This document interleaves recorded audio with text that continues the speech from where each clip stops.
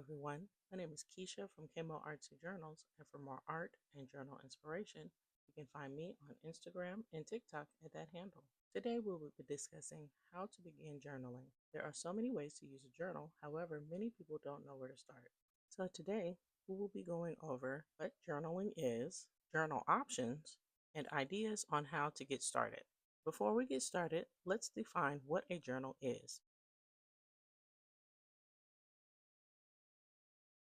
Now, let's define what journaling is.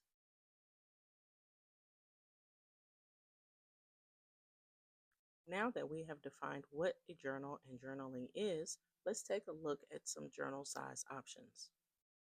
First up, we have the A5.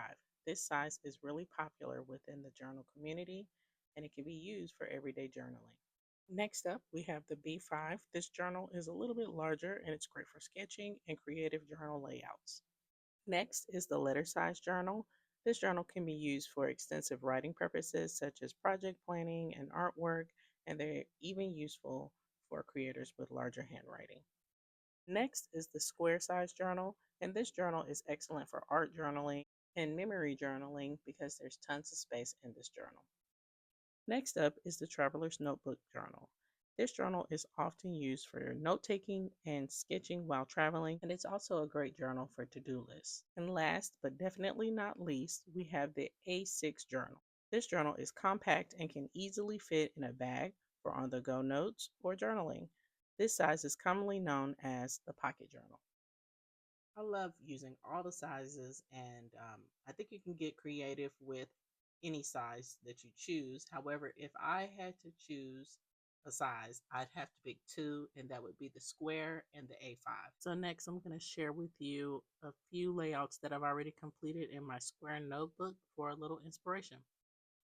Okay, for this project, I did a memory keeping journal and I used my art to display all the things that I did that month. Next, I did a spring bucket list, and it was all the things that I wanted to do for the spring, like go on a trip, go bird watching. I love to bird watch, so that was there.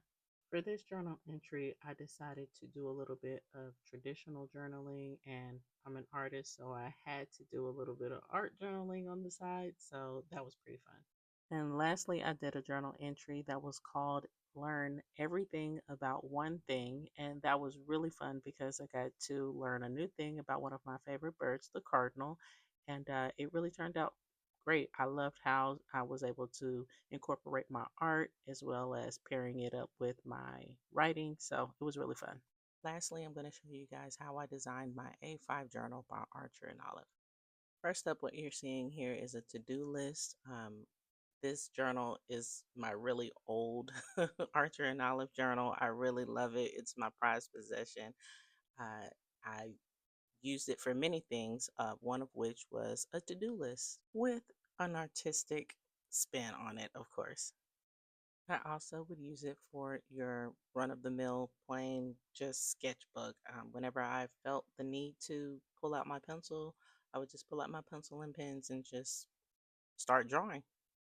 And as recently as last year, it may be about 2 years at this point, but I started creating this thing called a doodle dump, and it just gives me the opportunity to practice my watercoloring skills and just kind of, you know, come up with themes and things that would just kind of correlate with the seasons that I was drawing in. So that's what you see here.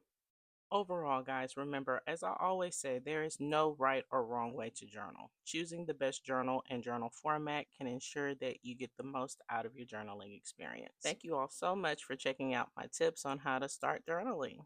I hope that you have found some inspiration in this video. Be sure to check out the free printable available with the blog, and I'll see you guys next time. Bye.